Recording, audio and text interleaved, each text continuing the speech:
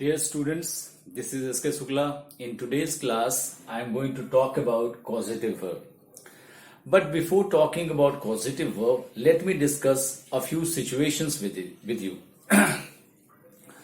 Suppose my car breaks down and I know nothing about cars. What will I do? I will take my car to a mechanic and I will ask him to fix the problem that is existing in my car. I can't fix the car myself because I know nothing about it. Okay?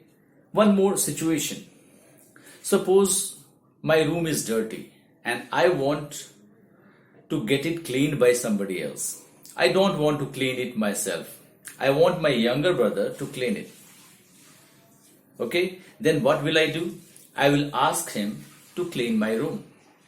I can do either way. I can give him some money, or I can persuade him, or I can even force him to do that work. So, what causative verb is? Let's see. Causative verb is a verb by which a subject does not do the action himself. He makes somebody else do the action. See the structure here. I have written a structure here. The structure says subject plus causative verb plus agent plus verb plus object. This is the structure of causative verb. So let me explain it in Hindi. Causative verb क्या होता है? तो subject जो है हमेशा action नहीं करता है. सारे एक्शन सब्जेक्ट नहीं करता है खुद से. कुछ ऐसे एक्शन हैं, एक्शंस होते हैं इनफैक्ट, जिसको सब्जेक्ट किसी और से करवाता है. अपने डे टू डे लाइफ में हम सारे काम खुद से नहीं करते. जैसे अगर मेरे बाल बड़े हो जाएं तो मैं बाल खुद से नहीं काटूंगा. I will go to a barber and I will ask him to cut my hair. मैं वो बाल किसी और से कटवाऊंगा. जैसे मैंने एग्जांपल शुरुआत में दिया कि मेरी गाड़ी अगर खराब हो जाए तो I will go to a mechanic. मैं एक मैकेनिक के पास जाऊंगा और उससे कहूंगा कि कार फिक्स कर दो. तो सब्जेक्ट हमेशा सारे एक्शंस नहीं करते. कुछ ऐसे एक्शंस हैं जो सब्जेक्ट किसी और से करवाता है.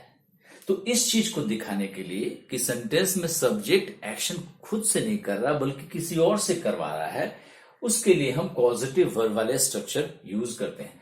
और उसका बेसिक स्ट्रक्चर मैंने यहां लिख दिया है. सब्जेक्ट के बाद पॉजिटिव वर्ब होगा और उसके बाद उस एजेंट को लिखेंगे जिससे सब्जेक्ट जो है वो एक्शन करवाएगा जो वो खुद नहीं करना चाहता या वो खुद नहीं कर सकता. और उसके बाद वर्ब और जो एक्शन काम करवाना है वो ऑब्जेक्ट के रूप में लिखा जाएगा. अब कॉजेटिव वर्ब बहुत सारे होते हैं, लेकिन यहां पे मैं मेन आपको 4 कॉजेटिव वर्ब बताने वाला हूं. इसको देखिए.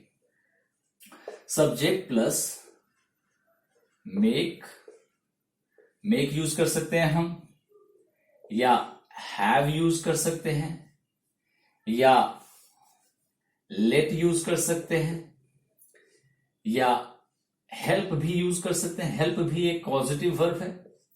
या एक और इंपॉर्टेंट कॉजेटिव वर्ब है गेट. तो ये मैंने 4 कहा था, मैंने 5 कॉजेटिव वर्ब लिख दिए. तो ये ऐसे कॉजेटिव वर्ब्स हैं जिनका प्रयोग करके हम ये दिखाते हैं कि सब्जेक्ट कोई एक्शन किसी और से करवा रहा है. लेकिन इन सारे पॉजिटिव वर्ब का सेंस अलग अलग है. जैसे मैंने एक एग्जाम्पल में बताया कि अगर मुझे अपने भाई से अपने रूम को साफ करवाना है, खुद से नहीं करना है, तो मैं उसको मना सकता हूं, मैं उसको पैसे देके कुछ उसको साफ करा सकता हूं, या उसको मैं डांट के फोर्स करके करा सकता हूं. तो अलग अलग सेंस ये पॉजिटिव वर्ब देते हैं. तो मेक का प्रयोग कब करेंगे? जब सब्जेक्ट किसी को फोर्स करता है. हैव का प्रयोग कब करेंगे? जब सब्जेक्ट किसी को पे करके या कोई टास्क जो है असाइन करके करे, काम कोई सौंप के करे. लेट का प्रयोग कब करेंगे? जब परमिशन दिया जाए, जब सब्जेक्ट अलाउ करे किसी एक्शन को करने के लिए या परमिशन दे, तो हम लेट का प्रयोग करेंगे. या हेल्प का तो अर्थ क्लियर है, किसी की मदद करके कोई काम करवा दिया जाए. और गेट जो है किसी को कन्विंस करके अगर कोई काम कराया जाए तो हम गेट करें. ये अलग अलग पॉजिटिव वर्ब अलग अलग तरह का सेंस देते हैं. ओके, और इनको हर टेंस में यूज कर सकते हैं, प्रेजेंट में भी, पास्ट में भी और फ्यूचर टेंस में भी। अब जरा इसको देखिए, यहां पे एक और बात ध्यान में रखनी है कि इनके बाद हम एजेंट यूज करेंगे, इनके बाद एजेंट आएगा, जिससे काम कराया जाएगा वो एजेंट कहला रहा है यहां पे, और उसके बाद वर्ब यूज करेंगे। लेकिन ये जो 4 वर्ब मैंने ऊपर यूज किए हैं, इन चारों के बाद V1 यूज करेंगे, बेयर इंफिनिटिव का इस्तेमाल करेंगे। लेकिन गेट के बाद 2 प्लस V1 का इस्तेमाल करेंगे, यानी फुल इंफिनिटिव का इस्तेमाल करेंगे। तो ये चारों कॉजेटिव वर्ब और लास्ट वाला गेट जो है, इसमें एक स्मॉल डिफरेंस ये है कि इन चारों के बाद बेयर इंफिनिटिव लगता है, जबकि इनके बाद फुल इंफिनिटिव का प्रयोग करते हैं, और ये अलग अलग सेंस देते हैं। जैसे मैंने आपको एग्जाम्पल अपने छोटे भाई का दिया कि मैं उसको वेराइटी ऑफ वे से अपना रूम क्लीन करा सकता हूं। जैसे इस एग्जाम्पल को देखिए, I made my brother clean my room। या मैं लिखूं, यहां पे लिख दूं कि I have, यहां पे मैं सिर्फ वर्ब लिख दे रहा हूं, I have my brother clean my room, या I let my brother clean my room, या I get my brother। लेकिन गेट के बाद, गेट वाले सेंटेंस में फुल इंफिनिटिव लगता है, तो यहां पे हम टू क्लीन लगाएंगे, टू क्लीन माई रूम। तो ये डिफरेंस है। बाकी तीनों के साथ आप V1 यूज करेंगे। मैं पूरा सेंटेंस से लिख दे रहा हूं, I have my brother clean my room,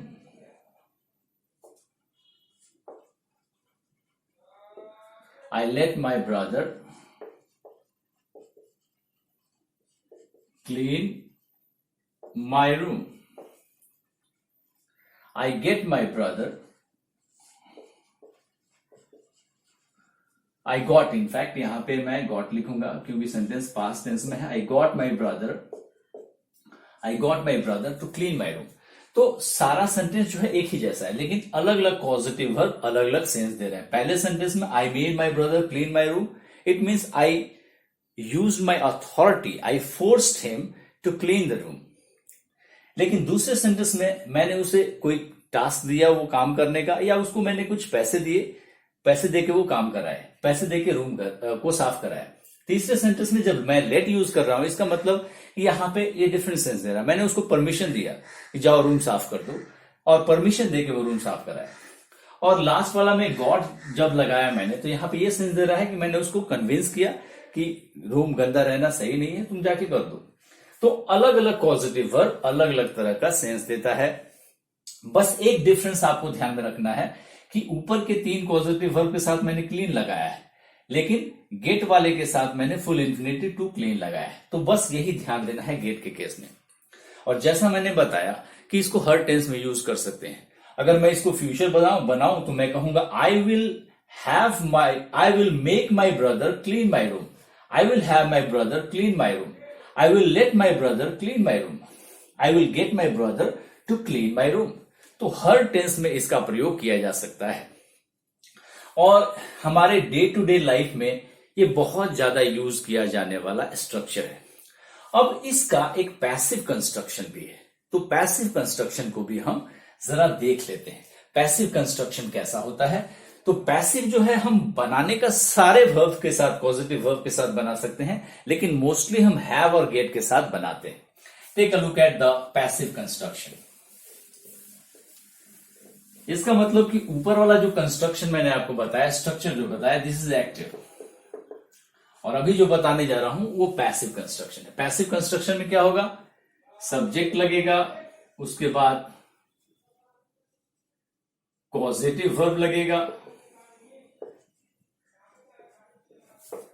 और ये जो ऑब्जेक्ट लास्ट में आ रहा है, इस ऑब्जेक्ट को हम यहां पे लगाएंगे। The object will come here, और ऑब्जेक्ट के बाद यहां जो हम V1 लगा रहे थे, ये V1 V3 में चेंज हो जाएगा।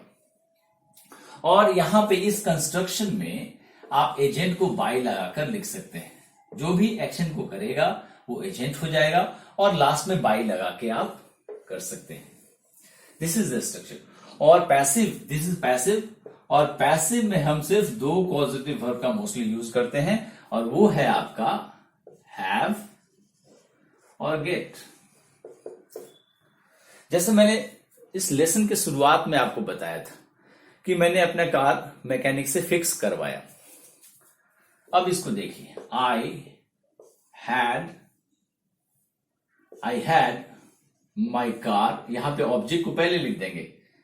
आई हैड माई कार, यहां पे V3 यूज करेंगे, fixed. I had my car fixed.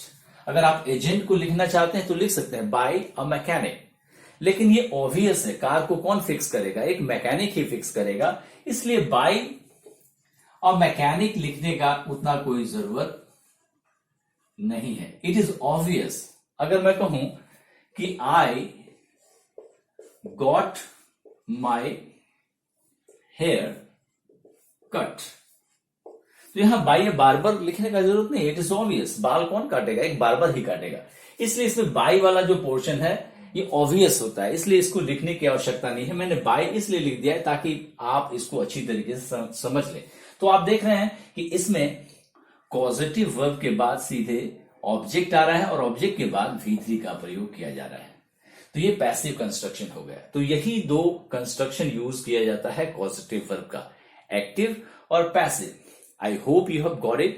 It is a very important topic, and if you like the topic, go to my channel and just click the button and subscribe it. Thank you.